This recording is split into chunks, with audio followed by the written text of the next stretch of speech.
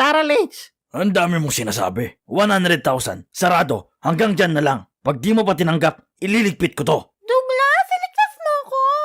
Papakasalan pa kita. Bigyan kita, Bindi, pre. Tuluyan mo na yan. Ha? Hindi ka ba natatakot sa pwede kong gawin? Mas natatakot ako dyan sa kasama mo, pre. Sa bagay, parang kampon ng kadiliman eh. Oh, di ba? Yung ilong niya parang sayo din, oh. Oo nga no. Pag tinitigan ko, ang hapdi sa mata eh. Oh, di ba?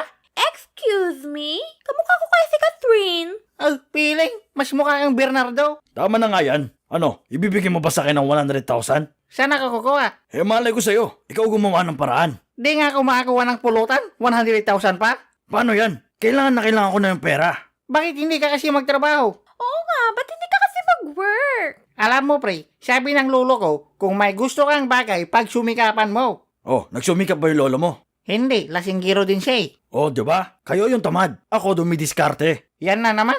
Para kang yung bunjing na nagtanong lang sa akin dati. Diploma o diskarte? Red Horse! Kailangan na kailangan ko na kasi pre. Saan mo ba gagamitin? May malaki kasi akong problema ngayon eh. At need ko ng malaking pera para maayos to.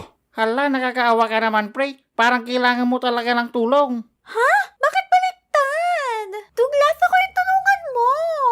Pre, huwag kang makinig sa mga demonyo sa paligid, okay? Okay. Makakayanan mo yan. Makakalaya ka rin sa problema mo, okay? Oo pre. Ako, kailan ako makakalaya?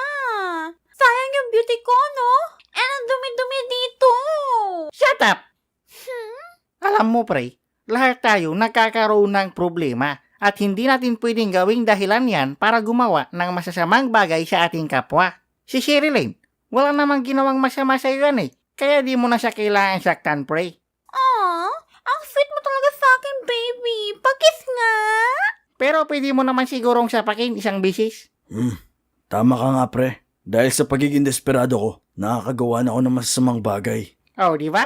Ganyan dapat. Lika na dito, pre. Mag-shot na lang tayo. Pag-usapan na lang natin yung problema mo. Ha? Sige ba? Saan ka ba ngayon? Dito lang sa tabi ng kalsada, pre. Malapit sa City Hardware. Sige pre, on the way na ako. Dala ko pulutan. Hey, ay, sarap namang makatulong sa kapwa. Yeah!